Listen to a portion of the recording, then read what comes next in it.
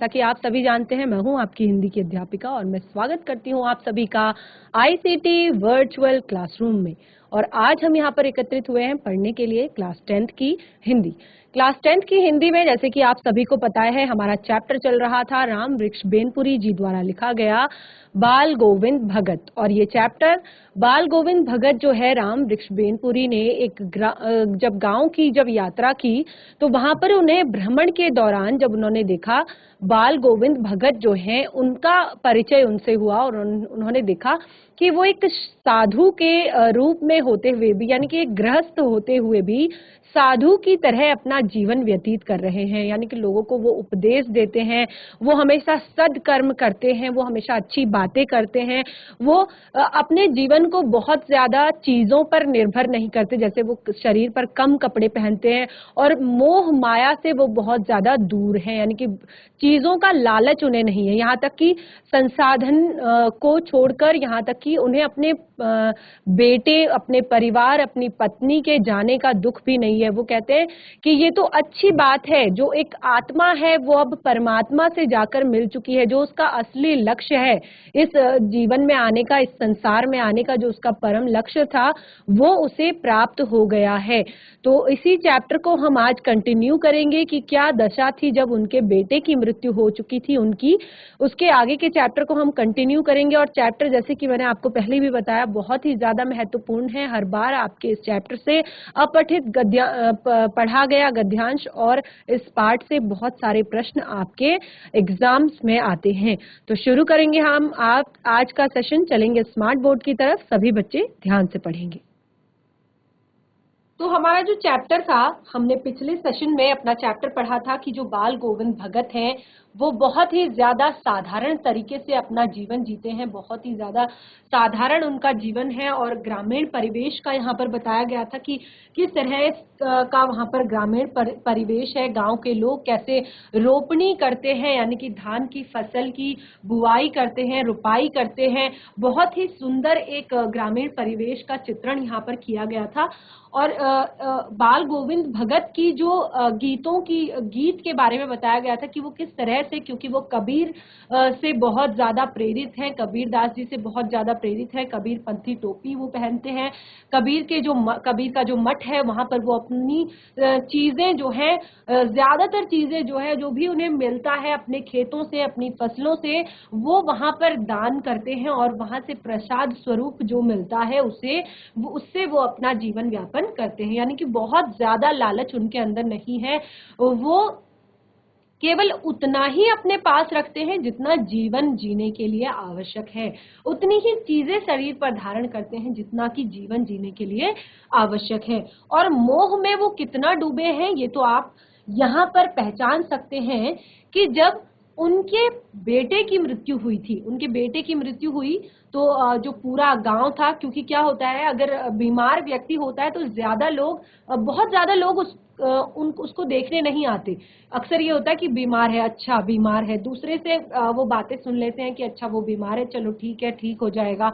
लेकिन क्या होता है कि जो मृत्यु है, मृत्यु में बहुत बड़ी शक्ति होती है, वो सबको खींच कर ले आती है। तो यहाँ पर लेखक कहते हैं कि जब हमने उनके बेटे की मृत्यु का समाचार सुना कि उनके बेटे की मृत्यु हो चुकी है, और शायद ये मृत्यु असामयिक थी, यानी कि अभी उनके बेटे का एक मतलब इतनी एज नहीं थी, इतनी आयु नहीं हुई थी, क्योंकि लगभग स्वयं ही वो 60 से थोड़ा ही ऊपर होंगे, 60 65 62, तो इतनी तो उनकी स्वयं की उम्र थी। तो बेटे की उम्र तो लगभग उनसे बहुत कम होगी। तो इस उम्र में उनके बेटे की जब मृत्यु हुई तो उन्होंने अपने बेटे के दुख में वो रोए नहीं, जबकि उनका जो गीत था वो उस समय और भी ज्यादा तेज हो गया था, और भी ज्यादा उनके स्वर जो है और भी ज्यादा तेज हो गए थे। और वो कह रहे थे कि बिल्कुल भी परेशान होने की जरूरत नहीं है, बिल्कुल भी रोने की जरूरत नहीं है, बल्कि उत्सव मनाने की यहाँ पर बात है। क्योंकि एक विरहिणी, यानी कि जो एक आत्मा है जो जीवन भर प्रभु को पाने के लिए, भगवान को पाने के लिए तरसती रहती है, वो आत्मा आज अपने प्रेमी से जा मिली है, यानी कि विरहिणी जो है वो अपने प्रेमी से जा मिली है। इससे बढ़कर भला आनंद की बात और क्या हो सकती है। और सबसे मेन बात उन्होंने क्या की कि अपने बेटे के क्रियाकर्म में ज्यादा तूल नहीं किया, यानी कि बहुत सारे आडंबरों, क्योंकि जैसे कि मैंने बताया वो कबीर जी से प्रेरित है और कबीर दास जी हमेशा बाह्य आडंबरों के खिलाफ थे। वो कभी भी धर्म, जाति, पाति, भेदभाव को नहीं मानते थे, धार्मिक आडंबरों को नहीं मानते थे। वो केवल सच्चे ईश्वर, एक ईश्वर की प्रार्थना करने को कहते थे। तो उन्हीं से प्रेरित होकर उन्होंने अपने बेटे की क्रियाक्रम में ज्यादा तूल नहीं किया, कुछ भी ऐसा नहीं किया कि ये नहीं होना चाहिए, वो नहीं होना चाहिए, या लड़की ऐसा नहीं कर सकती, बहू ऐसा नहीं कर सकती। तो उन्होंने अपनी पोतहू से ही अपने बेटे की जो बेटे को अग्नि दिलवाई थी। किंतु जो ही श्राद्ध की अवधि, एक बहुत अच्छी बात उन्होंने की कि जैसे ही श्राद्ध की अवधि पूरी हुई, पहले क्या होता था कि जब पति की मृत्यु हो जाती थी तो पत्नी को भी उनके साथ उसी अग्नि में जलना पड़ता था, सती होना पड़ता था, उसमें उसी अग्नि में जल जाना पड़ता था। लेकिन और जब ये प्रथा समाप्त हुई तो दूसरी प्रथा शुरू हुई कि पत्नी को पूरे बाल, अपने बाल पूरे निकलवा देने होते थे, सफेद कपड़े पहनने हैं और अच्छा खाना नहीं खाना है, अच्छे स्थान पर नहीं बैठना है, अच्छी जगहों पर नहीं जाना है, जहाँ पर अच्छा समारोह हो रहा है वहां पर नहीं जाना है, बहुत सारे लोगों के बीच में नहीं जाना। तो बहुत सारी कुप्रथाएं जो विधवा महिलाएं थी उनके प्रति पहले के जमाने में हुआ करती थी। लेकिन उन्होंने यहाँ पर ऐसा कुछ भी नहीं किया। श्राद्ध की जो अवधि, यानी कि कब 1 महीने की या 6 महीने की या 1 वर्ष की, जो भी उनके वहां पर हुई होती होगी, उसे पूरा होने दिया और पोतहू के भाई को बुलाकर उसके साथ कर दिया। यानी कि पोतहू के भाई को बुलाया और उसको उसके साथ भेज दिया। और क्या आदेश दिया? यह आदेश देते हुए कि इसकी दूसरी शादी कर देना। अब उन्होंने ये बात उस टाइम पे बहुत ही ज्यादा बड़ी बात थी कि एक महिला की दूसरी शादी कर देना, और वो भी जब उसका जो पति है उसकी मृत्यु हो चुकी हो। तो ये बहुत बड़ा जो परिवर्तन है उन्होंने वहां पर किया कि उन्होंने अपनी जो पोतहू है उसके भाई को आदेश दिया कि इसकी दूसरी शादी कर देना। इधर पोतहू रो रो कर कहती, मैं चली जाऊंगी तो बुढ़ापे में कौन आपके लिए भोजन बनाएगा, बीमार पड़े तो कौन एक चुल्लू पानी भी देगा, मैं पैर पड़ती हूँ, मुझे अपने चरणों से अलग नहीं कीजिए। और पोतहू देखिए, जैसे कि शुरू में ही बताया था, बिल्कुल बहुत ही अच्छी वो एक लड़की थी, बहुत ही नेक दिल वो इंसान थी। वो अपने जैसे कि बताया गया कि उसने ससुराल में आते ही अपने जो पिताजी हैं, अपने जो ससुर जी हैं, उनको बहुत सारी जिम्मेदारियों से निवृत्त कर दिया था। यानी कि उसने पूरे घर का जो मैनेजमेंट है, पूरे घर का जो एक संभालना होता है कि घर संभालना जिसे कहते हैं, पूरा घर उसने अपने हाथ में ले लिया था। पूरे घर बहुत सारी जिम्मेदारियां, जो चाहे समाज के प्रति हो, अपने परिवार के प्रति हो, अपने बड़ों के प्रति हो, अपने छोटों के प्रति हो, सारी जिम्मेदारियां वो खुद निभाने लगी थी। तो जिससे बहुत ज्यादा उन्हें बाल गोविंद भगत जी को बहुत ज्यादा इससे रिलैक्स हुआ था, आराम हुआ था। वो अपने भजन अच्छे से कर सकते थे, ईश्वर भक्ति वो अच्छे से कर सकते थे। तो बिल्कुल वो क्योंकि जब उन्होंने इस तरह का आदेश दिया तो उनकी जो पोतहू है वो बहुत ज्यादा रो रही थी। वो कह रही थी कि मैं अगर चली जाऊंगी तो बुढ़ापे में कौन आपके लिए भोजन बनाएगा। वो अभी चिंतित थी, अगर आप बीमार पड़ जाओगे तो एक चुल्लू भी पानी आपको कौन देगा, मैं आपके पैर पड़ती हूँ, मुझे अपने चरणों से अलग नहीं कीजिए। लेकिन भगत का निर्णय अटल था। जो भगत हैं, बाल गोविंद भगत हैं, उनका निर्णय जो था अटल था। क्योंकि ये कहने की बात है, आज वो उनके लिए जी लेगी, उनके लिए वो सब कुछ करेगी, लेकिन कल जब उनकी भी मृत्यु हो जाएगी एक समय, क्योंकि वो अभी इस अवस्था में है कि कुछ टाइम बाद वो भी शायद मृत्यु को प्राप्त हो जाए, उनकी एक अवस्था हो चुकी है अब। तो फिर उसका जो पूरा जीवन है वो खराब हो जाएगा। वो अकेले कैसे अपना जीवन बिताएगी, कैसे वो अकेले जीवन भर रहेगी। तो इसीलिए वो अपने निर्णय पर, बाल गोविंद भगत जो है वो अपने निर्णय पर अटल थे और कहे कि तू जा, नहीं तो मैं ही इस घर को छोड़कर चल दूंगा। वो कहते हैं कि तू चली जा, अगर तू यहाँ पर रही तो मैं इस घर को छोड़कर चल दूंगा, यानी कि मैं या तो यहाँ से मैं ही चल दूंगा।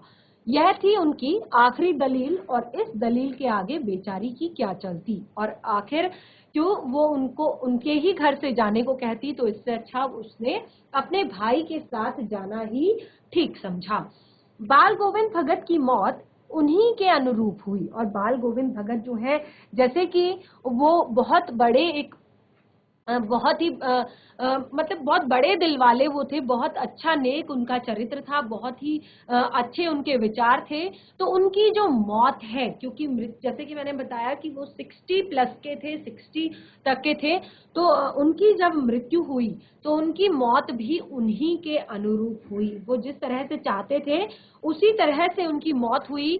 वो हर वर्ष गंगा में स्नान करने जाते थे। ये जो परंपरा है गंगा स्नान की परंपरा, ये आज से नहीं, बहुत पहले से चली आ रही है, बहुत पुराने समय से चली आ रही है। तो वो गंगा स्नान के लिए हर वर्ष जाया करते थे। स्नान पर उनकी उतनी आस्था नहीं रखते थे जितना कि संत समागम और लोक दर्शन पर, और उनकी स्नान पर उतनी श्रद्धा नहीं थी कि उन्हें गंगा में ही जाकर स्नान करना है।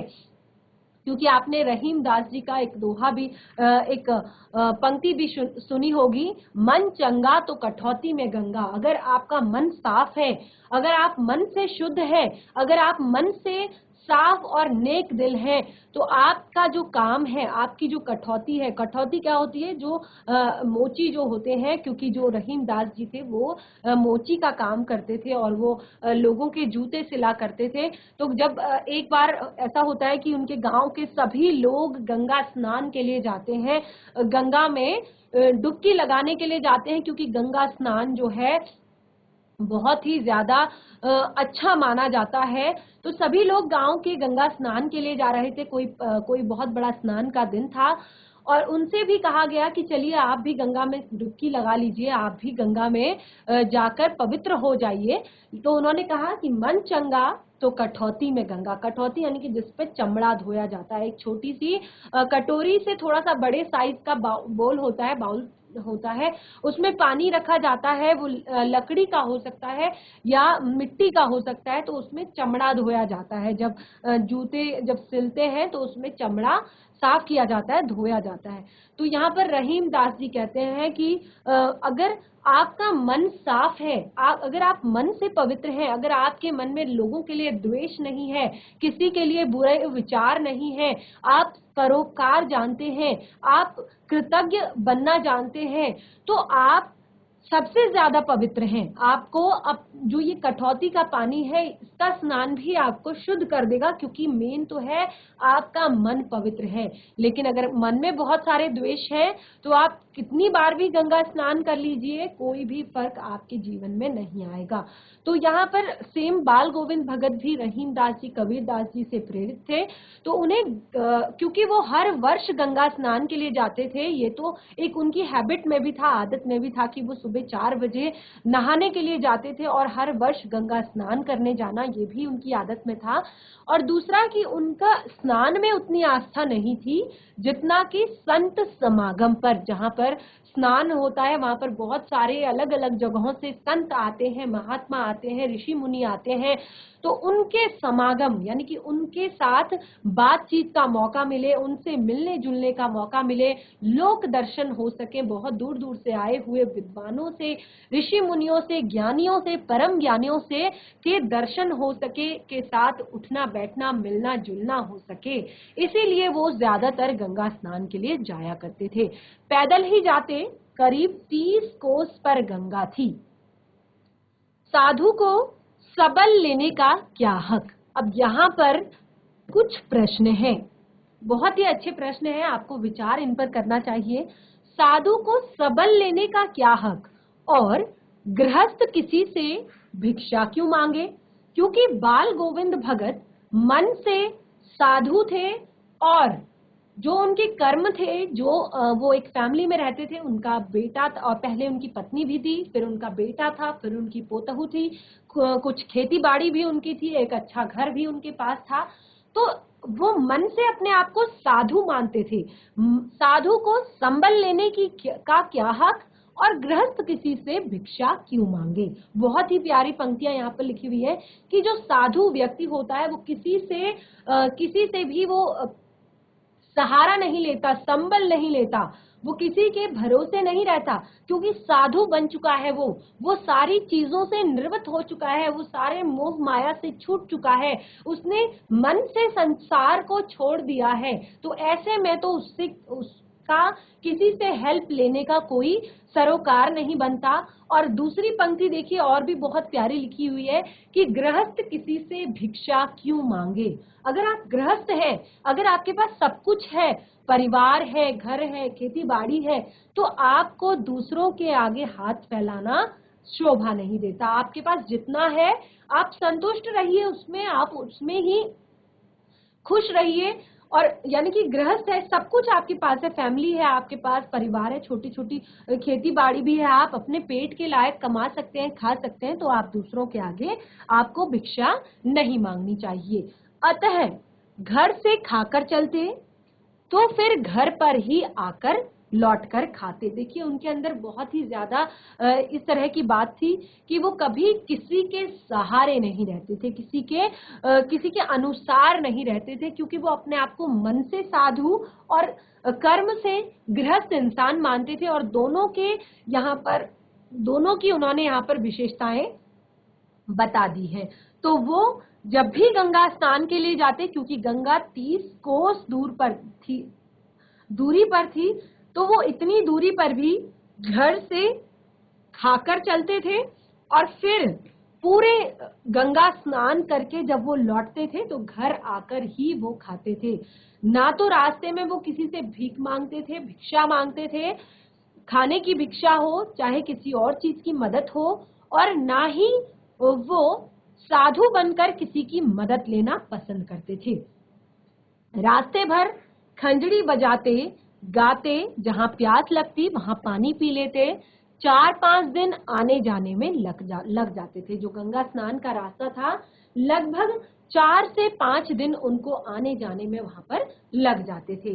किंतु इस लंबे उपवास में भी वही मस्ती, देखिए साधु का मन यहाँ पर दिखाई देता है। और एक जो बहुत ही सुदृढ़ गृहस्थ है, यानी कि उसको पता है कि मेरा सम्मान कितने तक है, कहाँ पे मैं टूट सकता हूँ, तो दोनों के गुण उनके अंदर हैं। इतना लंबा उपवास है, उनको पता है वो साधु है, किसी से कोई सहायता नहीं लेंगे, उनको पता है वो गृहस्थ है, उनके पास सब कुछ है, तो वो किसी से भिक्षा नहीं मांगेंगे। तो जब उनका मन बिल्कुल इस चीज से भरा हुआ है, मन में कोई उनको मन में कोई अविश्वास है ही नहीं, मन में कोई चिंता है ही नहीं, मन में कोई परेशानी है ही नहीं, मन बहुत खुश है, मन बहुत अच्छा है, तो इतने 4-5 दिन के लंबे उपवास में उनके गानों में, उनके गीतों में, उनके पदों में वही मस्ती रहती थी, वही खुशी, वही आनंद उनके चेहरे पर रहता था जब वो गीत गाया करते थे। अब बुढ़ापा आ चुका था, क्योंकि 60 प्लस हो चुके थे, तो अब बुढ़ापा आ गया था, किंतु टेक वही जवानी वाली थी। लेकिन जो टेक थी उनकी आवाज में, वो वही जवानी वाली थी। इस बार लौटे तो तबीयत कुछ सुस्त थी। इस बार वो गंगा स्नान से लौटे, ये लेखक बता रहे हैं, क्योंकि लेखक ने उनके गांव का भ्रमण उस समय किया है, तो ये सारी बातें उन्होंने उन्हीं के बारे में यहाँ पर तभी लिखी है। इस बार वो लौटे तो तबीयत कुछ सुस्त थी, यानी कि कुछ खराब थी, क्योंकि यहाँ पे बताया गया कि बुढ़ापा उन्हें आ चुका था। खाने पीने के बाद भी तबीयत नहीं सुधरी, क्योंकि 5 दिन का उपवास था, तो ऐसे में तो नॉर्मल इंसान की भी तबीयत खराब हो जाती है। लेकिन वो तो वृद्ध थे, 60-65 प्लस थे, 65 साल से ऊपर के थे, तो उनमें उनकी तबीयत थोड़ा सा खराब हो गई। और फिर क्या हुआ, जब वो घर लौटे तो घर लौटकर भी कुछ दिन लगातार अच्छे से खाने पीने के बावजूद भी उनकी तबीयत नहीं सुधरी, थोड़ा सा बुखार आने लगा। किंतु नेम व्रत छोड़ने वाले नहीं थे। नेम व्रत यानी कि जो उनका काम था, अपने कर्म को छोड़ने वाले नहीं थे वो। वही दोनों जून के गीत, यानी कि सुबह शाम के गीत, स्नान ध्यान बिल्कुल उसी तरह, खेती बाड़ी देखना बिल्कुल उसी तरह, दिन दिन खिंचने लगे। अब दिन दिन धीरे धीरे और ज्यादा पस्त होते चले गए और ज्यादा बीमार होते चले गए।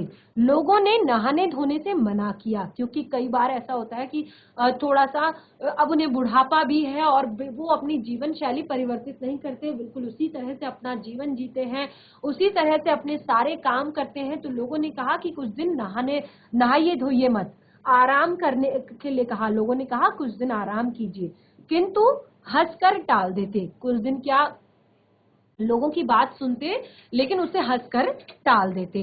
उस दिन भी संध्या में गीत गाए।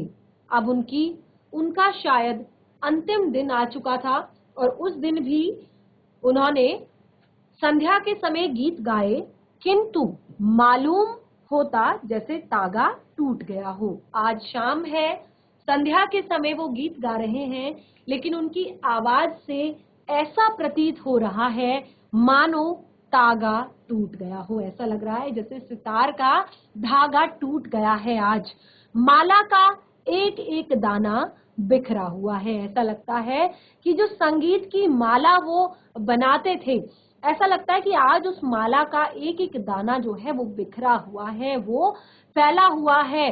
भोर में लोगों ने गीत नहीं सुना। आज सुबह, क्योंकि ये कल की बात थी कि उन्होंने सुबह भी गीत गाया और संध्या के समय भी वो गीत गा रहे थे, तो इस तरह का उनका स्वर था, इस तरह का उनकी आवाज थी। और जब नेक्स्ट अगले दिन जब भोर हुई, सुबह हुई, तो लोगों ने उनका गाना नहीं सुना। जाकर देखा तो बाल गोविंद भगत नहीं रहे, सिर्फ उनका पंजर पड़ा है। जाकर देखा लोगों ने कि आज बाल गोविंद भगत की आवाज क्यों नहीं आई, उनके गीतों का स्वर हमें क्यों नहीं सुनाई दिया।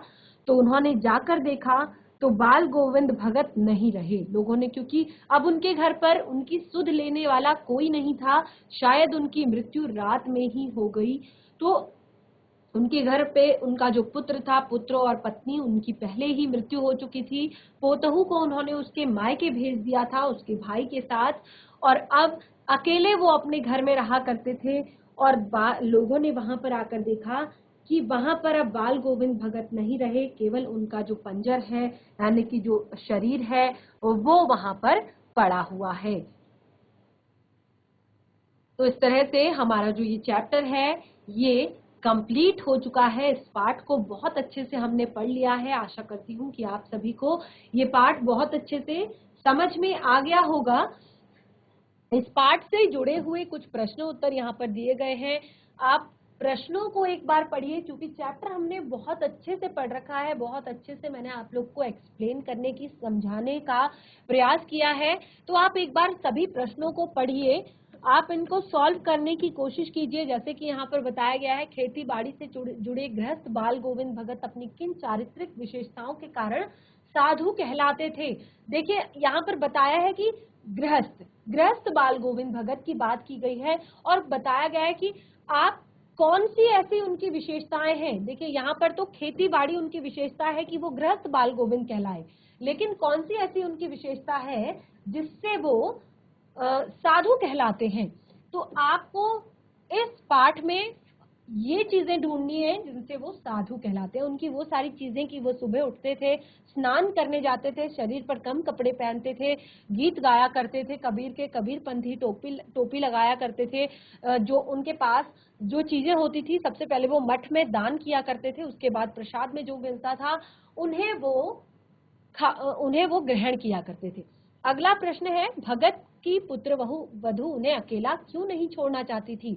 क्योंकि बहुत ही यहाँ पर क्लियर लिखा हुआ है कि उनकी पत्नी, उनके बेटे की मृत्यु हो चुकी थी और उनकी जो आयु है वो भी 60-65 के करीब पहुंच चुकी थी, काफी बूढ़े वो हो चुके थे, जो जिससे कि वो अपने सारे काम नहीं कर पाते थे।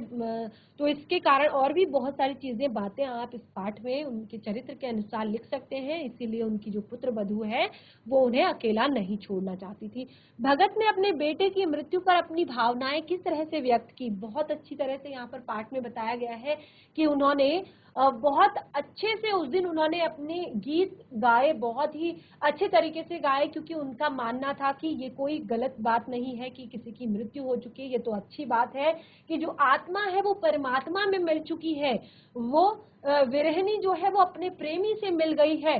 तो ये बिल्कुल भी रोने धोने वाली बात नहीं है, ये खुशी मनाने वाली बात है कि जो एक तड़पती हुई आत्मा थी, संसार में मोक्ष के लिए जो तड़प रही थी, आज वो परमात्मा से मिल चुकी है। और इस तरह अपने गीतों के द्वारा उन्होंने अपनी भावनाएं यहाँ पर व्यक्त की थी। अगला प्रश्न है, भगत के व्यक्तित्व और उनकी वेशभूषा का अपने शब्दों में चित्रण कीजिए।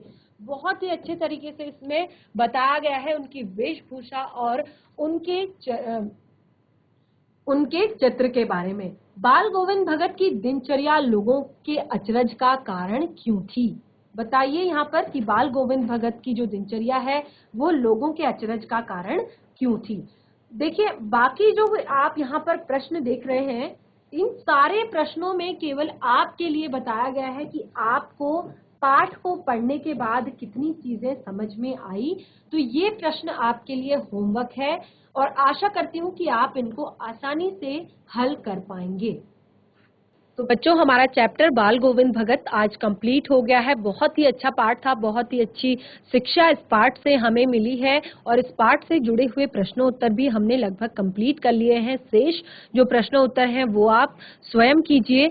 तो आज का सेशन हमारा यहीं पे समाप्त होता है। हम मिलेंगे नेक्स्ट सेशन में एक नए पाठ के साथ। तब तक के लिए धन्यवाद। आपका दिन शुभ हो।